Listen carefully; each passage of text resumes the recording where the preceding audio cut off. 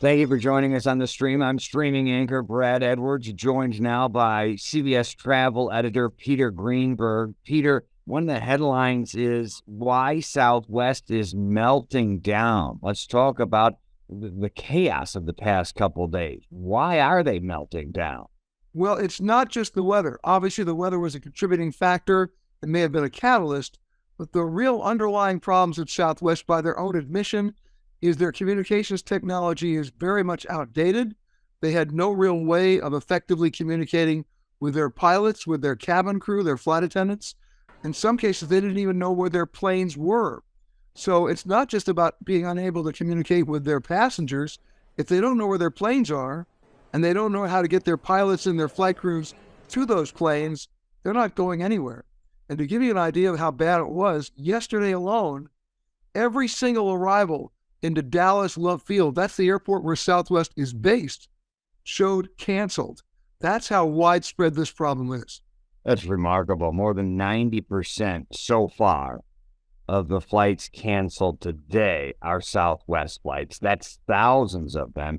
To give some perspective right now, again, this may change throughout the day, but the next closest is like 100 canceled flights. So it really isn't weather related. How many days is it going to take to sort this out, to get their crews back to their home bases, to get people back to their homes?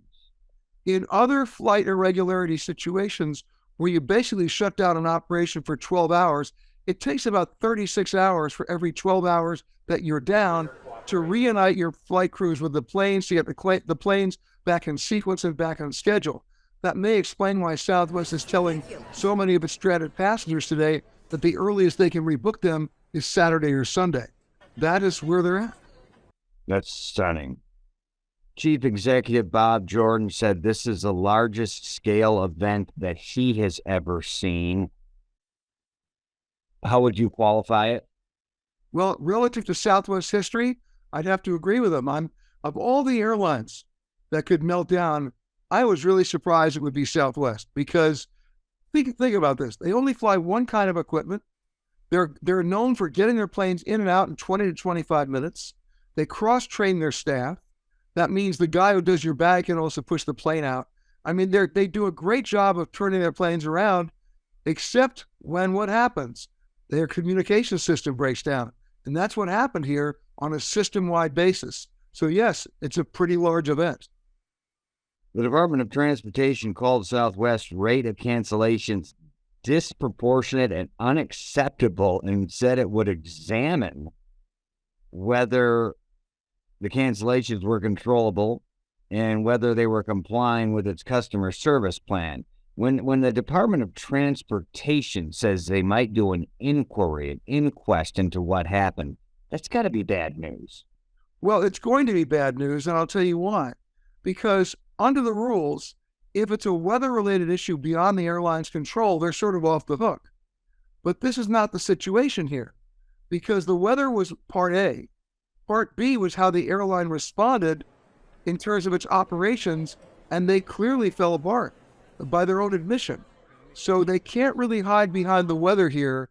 It's going to be interesting to see what the Department of Transportation suggests as a penalty or a fine or passenger reimbursement. Because remember, if it's a weather event, the airline's not responsible for getting you a hotel or giving you a meal voucher or anything like that. You can be stranded for days if it's weather, because it's considered an act of God. But if it's not weather at that point, and it's purely operational, then it is within the airline's control. They didn't control it. There will be consequences. It's interesting. So it could be talking a hefty payout, maybe even some type of class action here. And you're right, it is no longer weather related. Weather related would be a force majeure, an act of God, something beyond their control. This says something about what?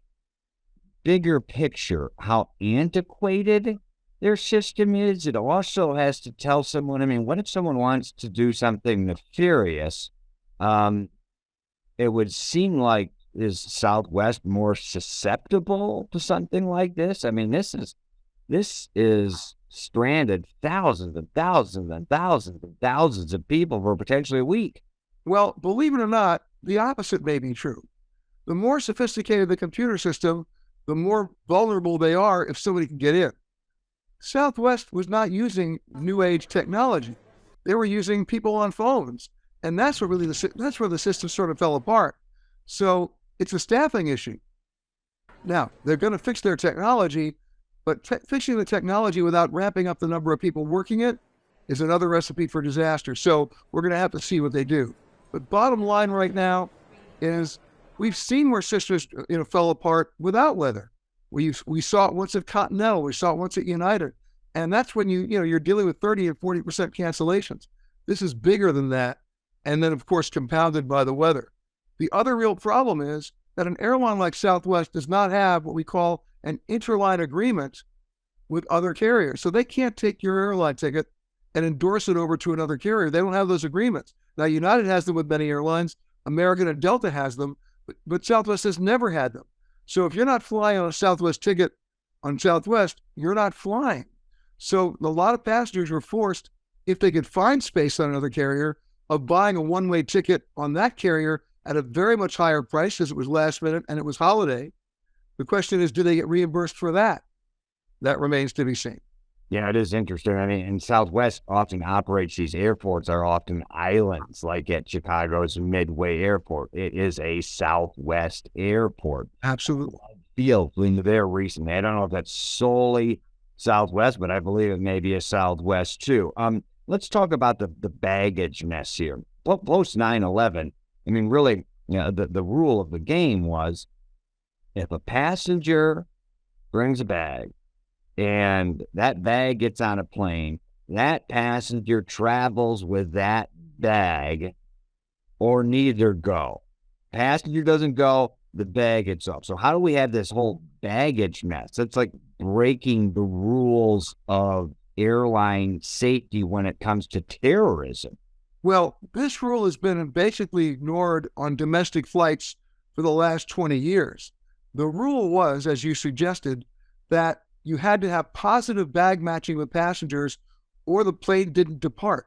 And I've sat on a number of airplanes, as I'm sure you have, where they had a bag on the plane, but not a passenger, and you waited on that plane until they went into the cargo hold, got that bag, and removed it. On domestic flights, they've basically been ignoring that for years, and they're about to ignore it again because if you went out to Midway Airport right now, you'd see a mound of baggage that is not connected with any passenger, and it's still got to get to where the passengers were initially going, and those bags are going to be flying without passengers. I'm sure you look at it from, pardon the flight pun, the 30,000 foot view already. Is there an easy or a good learn from this? Or is it Southwest needs to get it together, probably needs to, there's been talk about whether workers called in, whether certain workers didn't come in, whether there's some union disagreements in the background percolating. Is there a positive to come out of this? Well, the technology already exists. Let me explain. The technology already exists for you to know before you ever leave home if you should go to the airport to begin with. There are great flight radar apps. There are good flight aware apps. There are good weather apps. Because even if the weather's perfect where you are, it really depends on the plane coming to get you to take you there. And if that plane can't leave its destination because of weather or mechanical, the airline knows it. Why shouldn't you know it? Especially if you're leaving from an airport where that airline is not based, where they could conceivably roll out another plane. And so if you have that technology, I, by the way, use it all the time. I use about 3 different apps. So I know before I ever leave the airport that I'm not going to get disappointed at the airport. I'll get disappointed at home and then adjust accordingly. That technology has existed for the last 3 or 4 years. Why don't the airlines provide that as a service to their passengers? Because in the end, it'll save the airlines money too. Exactly. What are the 3 apps you use to make sure you don't get gummed up before you go to the airport or at the airport when traveling to destination B?